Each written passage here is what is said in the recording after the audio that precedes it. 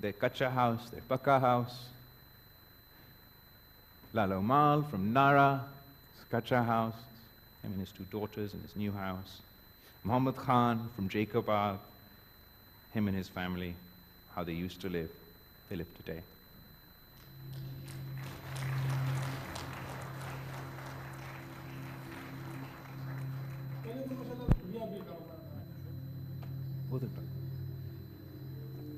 घर का खर्चा, बच्चों का, अपना सारा कुछ सही चलता था। बारिश के बाद तो वो बिल्कुल खत्म हो गया। हम इधर ही रहते थे, हमारे कच्चे घर होते थे। बारिश में वो सारे गिर गए। जब बारिश आया था तो हर तरफ तबाही तबाही थी। फिर जो बीमार हुआ, फाके में बैठे, मवेशियाँ मर गई, लोग जख्मी हो गए। ये तो बड़ा अच्छा हुआ कि सिंध गवर्नमेंट ने हमारा सपोर्ट किया है। ये व्यापार के और ये खेती बाड़ी के अलावा क्योंकि हमारा कोई रोजगार तो है नहीं। अब हमें ये था कि अभी बच्चों का उसी कारोबार का करें, लेकिन बड़ी मुश्किल हालात में वक्त गुजरी है।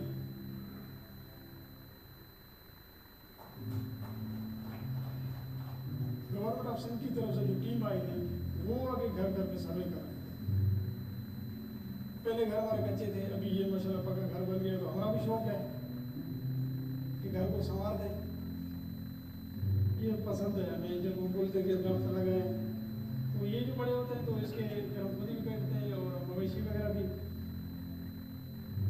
और गाँव वालों को भी कहता हूँ कि हर घर के सामने ये होनी चाहिए, तो हम लगा देते हैं। इसलिए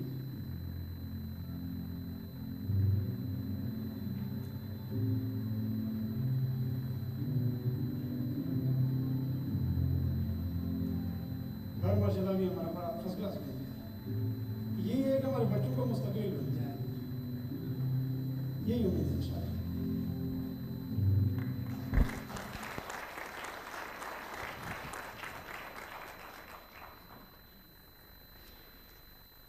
Education system, housing infrastructure, regular infrastructure obviously devastated.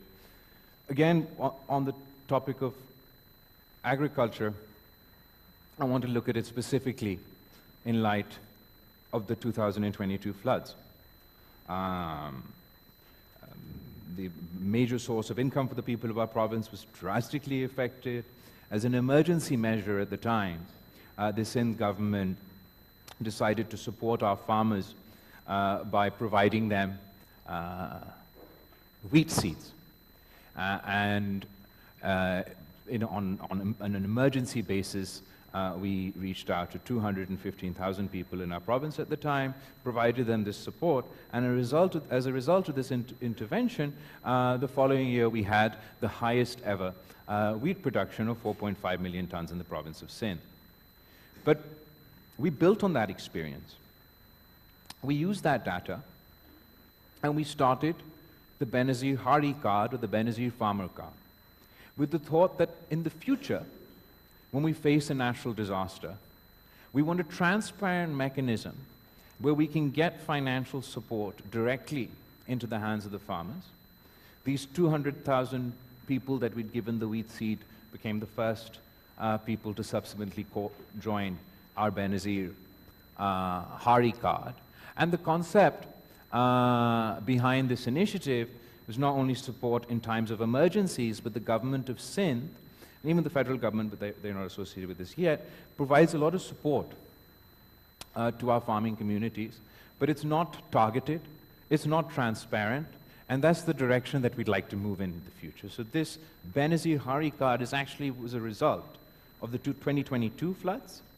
And recently, because we had this infrastructure in place, when last year Pakistan faced floods, we had we've had an even more expansive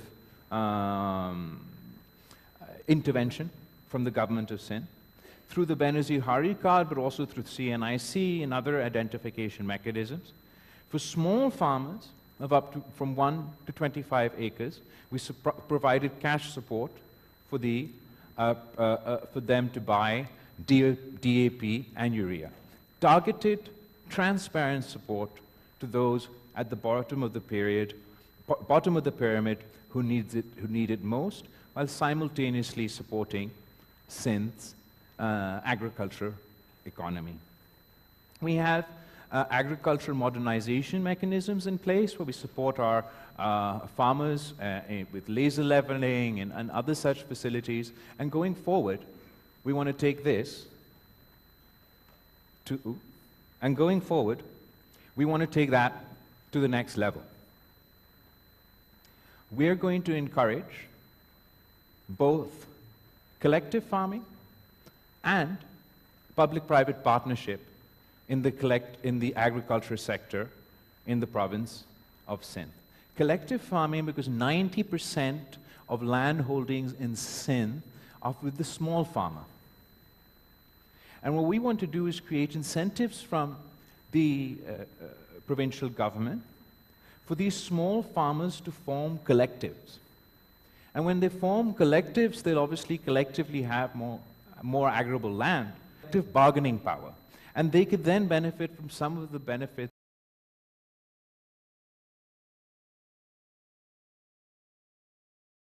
that bigger government and other things. We want to support these collectives through the Sindh government with modernization, with modern machinery, with laser leveling, with scientific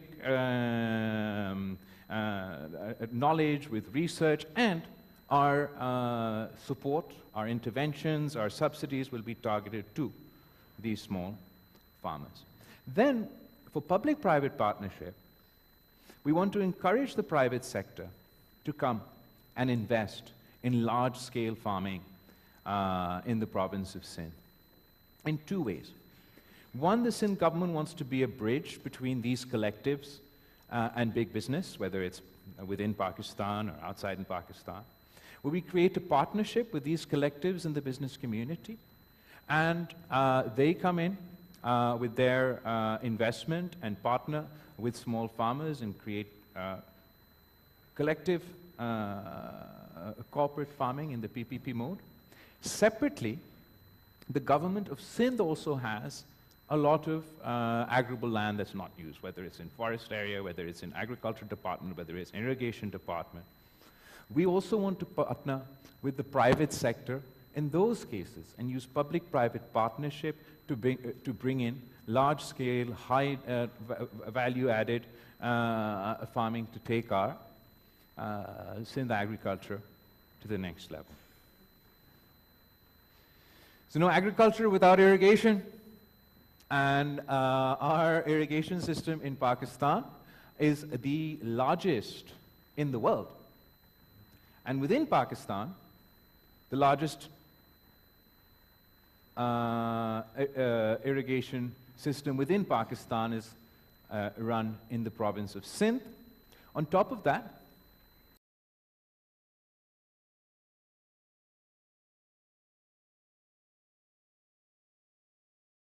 our government has had a whole host of interventions because, as you're aware, either we face these cataclysmic floods, or most of the time we're facing drought and water scarcity, and that problem is continuing to increase. So we've set up more than 200 small dams across the province for rainwater storage and agriculture support. More impressive than that, we've managed to line 4,110 kilometers of Sindh's irrigation network in our canal system, which results in water preservation and it helps us address both climate change and water scarcity.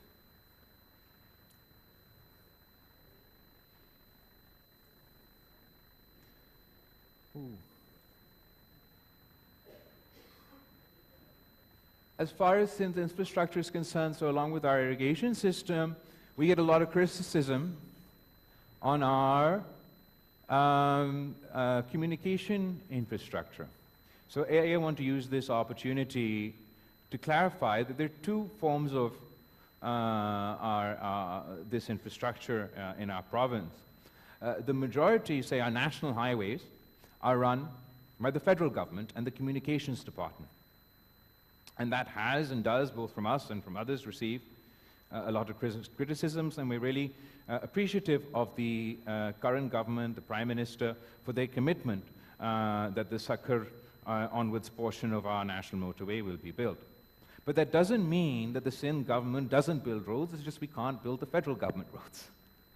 We manage 57,000 kilometers of road networks in Sindh, of which 24,000 kilometers are either brand new or rehabilitated. I've included a whole host of pictures here, but the one I'm just going to point out to you, which is our latest initiative, Bhutto in Karachi, which is a public-private partnership model, and we have a lot of our partners with us here today that's working on our communication infrastructure, roads, bridges. Since 1947 until 2008, there were 5 bridges built on the River Indus. And from 2008 up until today, we've managed to build 4 new bridges on the River Indus. This includes the largest bridge on the River Indus, which is our Chirk Mulakatiyar bridge in public-private partnership. And, it's not here, but we're constructing our 5th bridge on the River Indus, which is our Kankot Gotki bridge that is still under construction and hopefully be finished before 2028. What's infrastructure without transport? Well, in 2008, when the Pakistan People's Party government took over, the Sindh government had no public transport, no integrated public transport. And now, we have more than 200,000 passengers that commute daily through our integrated mass transit system. We were the first province to introduce electric vehicle buses in Pakistan. We were the first province to introduce the pink bus service in Pakistan, which is exclusively for women passengers with women drivers to provide a safe environment for women. And we also want to particularly encourage female mobility. So it's not just our pink bus service. The Transport Minister who introduced this for us today has also started a pink scooty service. And we'll continue. Still got a long way to go as far as public transport is concerned, and we continue to expanding this infrastructure, hopefully, in the time to come. Solid waste management, again, an area of criticism, and naturally, as the most populated city, we have the most waste in the country. But yet again, before the Pakistan People's Party government, there was no solid waste management system in the province of Sindh. We've managed to set up the Sindh solid waste management system that started in the city of Karachi and its 10 districts, and then expanded to Hyderabad, Mirpur Khas, Sakhar, Shahid Benazirabad, and now even my own constituency of Larkana has its own solid waste management facility. Our solid waste management board and their contractors collect over 14,500 tons of waste per day, and there's still a lot more to do.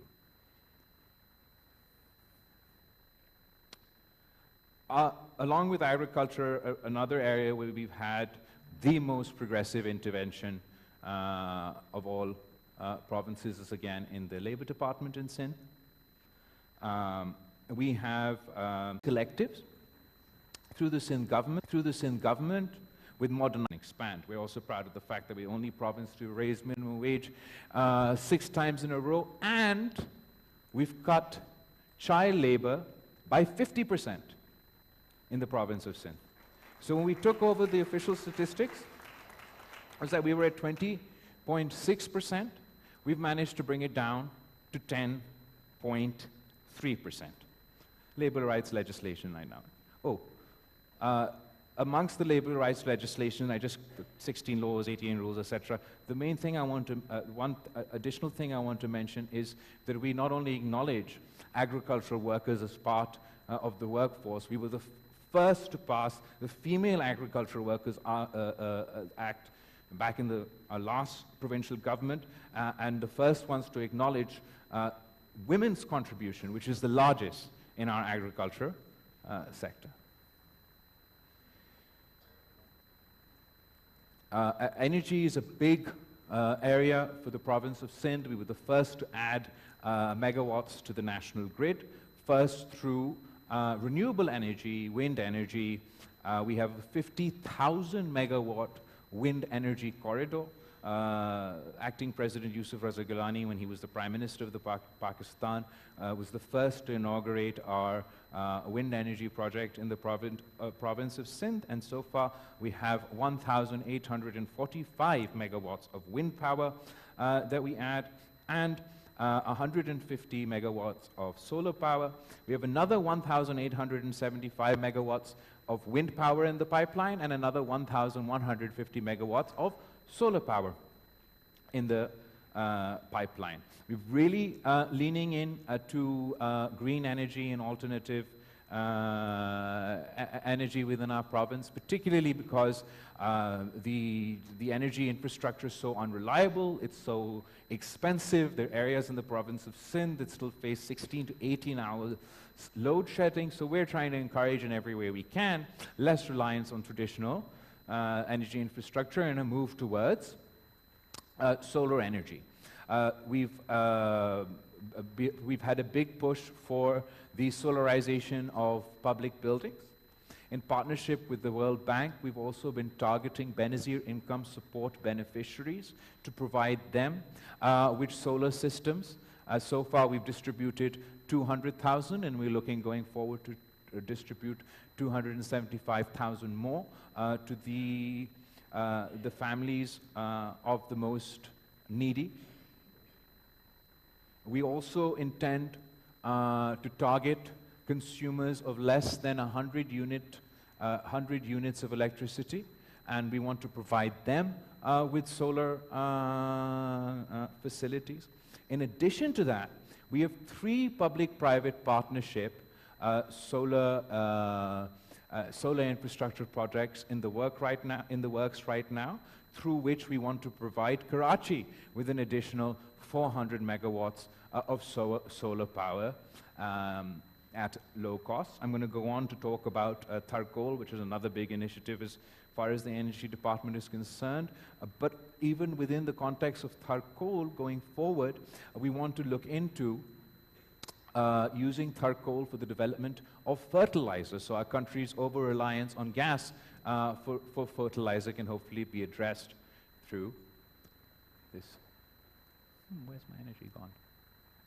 I definitely have another energy thing to talk to you about. It comes there. We also have Tharkol, which I'll talk to you about later, but in between we're talking about progressive legislation and how we, Sindh leads the way in progressive legislation. There's a whole list. I just wanted to run through a few of our, we were the first, and proud to be the first, to pass the Sindh Child Marriage Restraint Act, banning child marriage in the province of Sindh and raising the age to 18 in 2013. The Sindh Prohibition of Employment of Child Labor Act, I already mentioned the results of that. Our Domestic Violence Protection Act in 2013. Our Sindh Hindu Marriages Amendment Act in 2018. And the Sindh Commission for the Status of Women. 2 of not only our most sort of 2 sectors that we're very much proud of, our special economic zones and our public-private partnerships, but also the 2 areas with the biggest potential to unlock, the most potential for both foreign and domestic partners to join with the Sindh government and expand what we managed to achieve. In 2008, Public-Private Partnership Unit was institutionalized by the government of Sindh.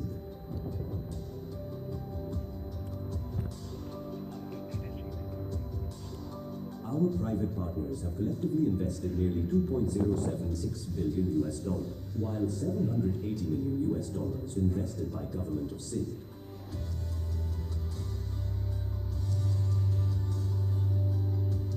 Sindh PPP institutional strength has not gone unnoticed. Each project reflects one commitment: partnerships built on trust, delivering lasting impact for Sindh. Partnering for progress, delivering impact. So obviously you can't conduct any of these projects without your own revenue generation, which requires economic activity in the form of our SEZs and the PPPs that I'm just going to talk about, and revenue generation through our Sindh Revenue Board. Our special economic zones